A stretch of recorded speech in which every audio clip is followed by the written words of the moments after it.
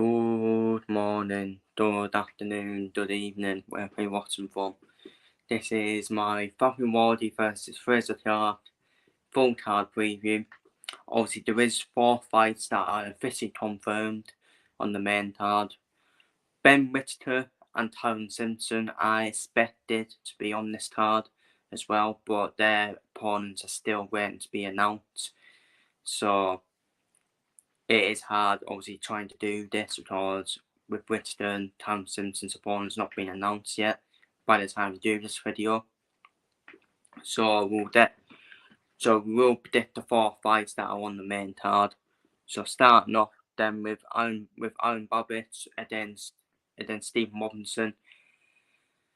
In the heavyweight division, of course, Babic was last out in the Cruiserweight contest then to Welterweight in Poland, of course. I think it was an early knockout.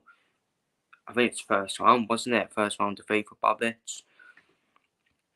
But he's back out in this one in an 8-round contest in Steve Robinson. For me, he has got a pure defense, in my opinion, Steve Robinson, and I think this fight, I can't see this fight done past 4 rounds, in my opinion. I think it favours Alen Babic, to be honest with you.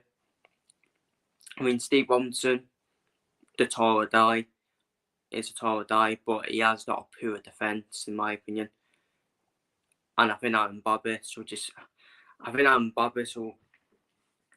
just say it all on him, And I think Alen Babic will get it done in the 4 rounds. So I'm going for a 4th round stoppage win for Alen Babic, in my opinion, to get a 4th round stoppage win over Steve Robinson. Up next then, we got a wildcard fighter. We got Viddal against Mikael. What a fight this is going to be. Quite surprised by Viddal with a step up. I know that he was the improviser champion, and I even asked a big step up for Viddal with the opponents he has been fighting. It's a 10-round contest in the Cruiserweight division. Mikael, of course, who just recently lost to Isaac Champion, of course, didn't they? Quite confident as well. I think Isaac Champion, you have to say, probably won majority of the rounds since Mikael. And basically, Viddal thinks to himself, you know what? Before an Isaac Champion fight, let's see if I can do better than Isaac Champion than Isaac Champion did against Mikael. We shouldn't judge Weldorf just from that fight, in my opinion. I still think this is by far Viddal's toughest opponent so far. A massive step up as well.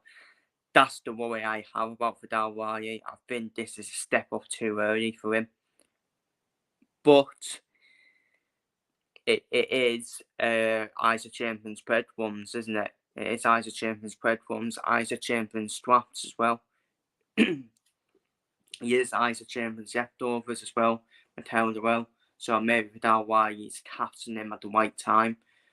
It's done me the most under pressure as well, because he's on the back of the defeat, and people are wanting to respond. But yeah, I'm impressed though by Viddal for taking this fight. It just shows that he ain't messing about, Viddal. He ain't messing about fighting tune. Obviously, he's now stepping up to he is now stepping up to basically top 15 now, top 15 cruiserweights, because let's be real, Isaac Chamberlain's definitely in the top 15 cruiserweights, as is Mikael. Isaac Chamberlain has been ordered to fight Frazier Clarke, and we'll wait and see if that fight happens. Probably not, because Isaac Chamberlain is obviously a boxer fighter, and we know how it works. When Isaac Chamberlain is a boxer fighter and Frazier Clarke is obviously a mastering fighter, Eddie Hearn and Ben Shalom just basically don't have a good relationship at all. Don't have a good bond at all. So we'll take that fight being ordered with a pinch of salt, to be honest with you. Because we've already seen Adam Nazim get pulled out against Dalton Smith. So I think Isaac Chamberlain will still fight. I think it's Kassak. I think it's Kassak, who is also a mandatory for him, for Isaac Chamberlain as well, or ordered to fight Isaac Chamberlain. And so yeah, it's basically a semi-final really, isn't it? Like, the winner of this fight will probably face the winner of Chamberlain or Kassak, or if the second card by some miracle does happen. So it's like a bit of a bracket, isn't it, really? A bit of a bracket. But as for this fight, Mikael has not been stopped though. I think this could be a nip and tough fight for me. I think Viddal, all the momentum's though with Viddal, though, isn't it? All the momentum will be with Viddal, and I don't think people will have confidence in Mikael to get back to the Mikael we know. So I'm going to go for Viddal. I think Viddal will just do more than enough to win, to get the decision, in my opinion. Then Mikael. So up next then, we're expecting to be the co-feature. We've got Florian Marku against Chris Kongo. This fight has been in the works for a year now, hasn't it? For 1 year now. In the welterweight division, 10-round contest in the welterweight division. Chris Kongo was that out, of course. I think it was in the Smith-Huban 1 fight, wasn't it, where Chamley last year in the defeat to Eto Westman on points. While Florian Marku has been the more active than Chris Kongo. Florian Marku obviously got a stunning first round knockout win over Dylan Moran, which was, I'm pretty sure, this was in the Smith-Huban 2 card, wasn't it, back in September.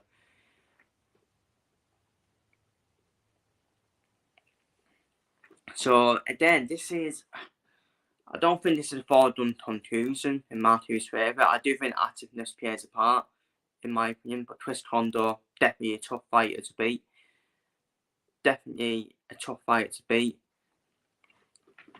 And he's not been... I think Chris Kongo will be hard to stop. So I do think this will go in the later rounds, in my opinion. If Marku does get a stoppage win, he'll probably get a stoppage probably between rounds 8 to 10, in my opinion. But I just got a feeling this is again a bit like Y versus Lawal. I think this would be more of a pick-em fight, in my opinion. It's all about who knits the rounds, in my opinion. Because Chris Kongo, yes we will, he's still a good fighter, isn't he? And I think this is going to be more of a nip and tuck fight for me. And this will be nip and tuck. It wouldn't shock me. It wouldn't shock me if it does Chris Kongo's way, despite Chris Kongo's inactiveness. I don't think Marku has faced anyone like Kongo in terms of his resume, in my opinion. And obviously, the winner of this fight, I think a potential fight with Conor Benn is definitely in the works, in my opinion. But again, it's obviously Matchroom and Boxer, so it probably won't happen. But there is opponents out there for the winner in terms of the welterweight division. But as for this fight, it's a tough one. It is a tough one to call, but I think Marku, I am in door for the activeness in this one. I think Marku's been more active than Chris Kongo, and I'm in door for Florian Marku to get a maturity win on unanimous decision over Chris Kongo. I think it's going to be more start. I think Marku will definitely do enough to win the fight on points. I think he'll win by 2 or 3 rounds, in my opinion. Despite Chris Kongo's inactiveness, he's still a tough fighter. And this is a great fight, in my opinion, but I'm overthrowing Marku on points, in my opinion. And finally, onto the main event then, Fabio Wardley versus Frazier Clarke. It's been titled Bad Blood for the Precision Commonwealth heavyweight titles. Frazier Clarke, of course, a Olympic gold medalist, of course, Frazier Clarke. Fabio Wardley, Fabio Wardley's now probably looking at facing a top 15 opponent after Frazier Clarke, in my opinion. After he beats Frazier Clarke, if he beats Frazier Clarke, I think Fabio Wardley will now target top 15 opponents. I think that's his level now, Fabio Wardley. I don't think he needs these type of opponents now, in my opinion. I think Fabio Wardley's just a level above the opponents he has faced and fought, in my opinion. And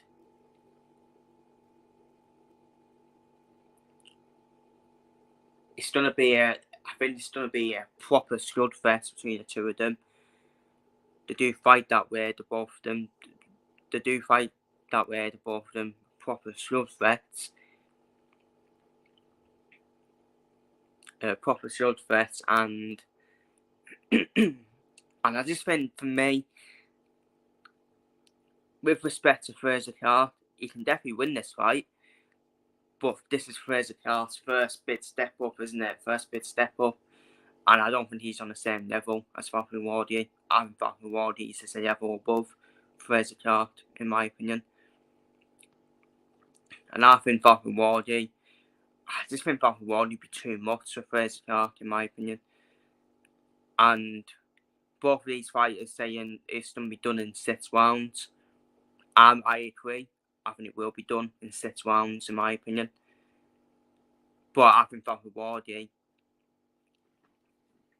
is a much better fighter than Frazier Clarke. Much better fighter, much better boxer than Frazier Clarke. Frazier Clarke is good, but it's not on Wardley's level. And Fabio Wardley will show the levels, in my opinion, against Frazier Clarke. And I think Fabio Wardley will be far too much for Frazier Clarke, in my opinion. And I think Fabio Wardley gets a stoppage win in the 6th round, in my opinion. Which you don't want to say, because for Olympic gold medalist like Frazier Clarke, but that's in the Olympics. Let's be real. That's in the Olympics. Fabio Wardley's done through the proper way as well, hasn't he? Done through the proper way, and having Fabio Wardley, I think he'd be too much for Frazier Clarke. I really do. I think Fabio Wardley gets a win in the 6th round against Frazier Clarke, and I think he stops Frazier Clarke in the 6th round, in my opinion. And I think this type of opponent for Frazier Clarke, too big of a step up. With respect to Frazier Clarke, too big of a step up, in my opinion. I think a more sensible fight would actually be Frazier Clarke versus David Adjaye. I actually think that would have been more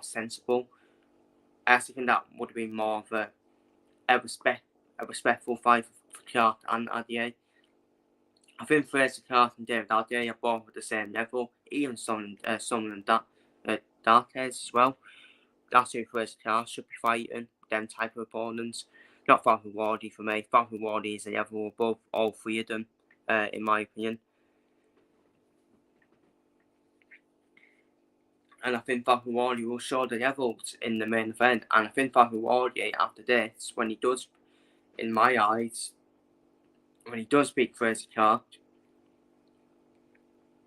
top 15 opponent has to be next for Frazier Clarke, or maybe Hoopin level for Frazier Clarke.